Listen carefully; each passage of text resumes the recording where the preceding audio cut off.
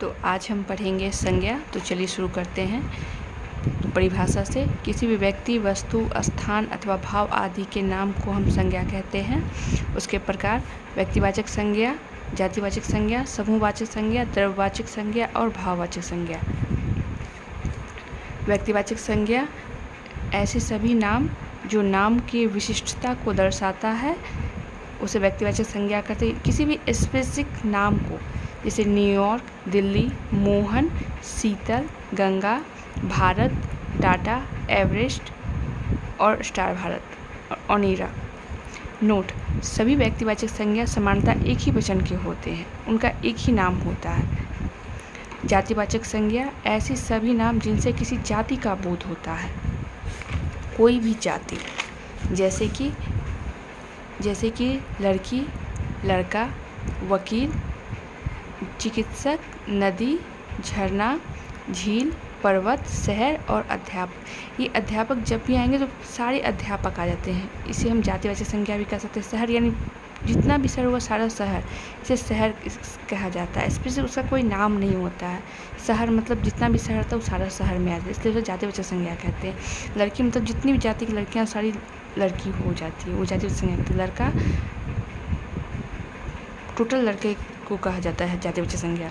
Note: बहुत सारी जातिवाचक संज्ञाओं की सहायता से भाववाचक संज्ञा भी बनाई जा सकती है। जैसे लड़का एक जातिवाचक संज्ञा है, तो जोड़पन करने से लड़कपन होता है, जो कि एक भाववाचक संज्ञा है। शहर जातिवाचक संज्ञा है, जो कारण जोड़ने से शहरीकरण होता है, जो कि एक भाववाचक संज्ञा है। ठीक है।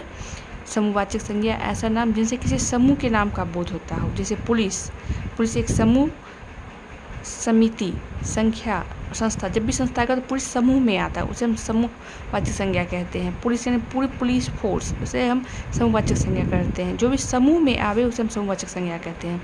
द्रव्यवाचक संज्ञा जैसे ठोस, द्रव्य और गैस, यानी कोई भी द्रव्य यानी रॉ मटेरियल यानी कच्चा माल, जैसे दूध, तेल, किरोसिन, घी, कोई भी लिक्विड मटेरियल चीज़। जैसे कि ऐसे नाम जिनसे किसी वस्तुओं का बोध होता हो, जो अन्य वस्तुओं के निर्माण में भी सहायक होता है, उसे हम द्रव्यवाचक संज्ञा कहते हैं। जो भी कोई रॉ मटेरियल भी होता है तो उसे हम द्रव्यवाचक संज्ञा कहते हैं। ठीक है।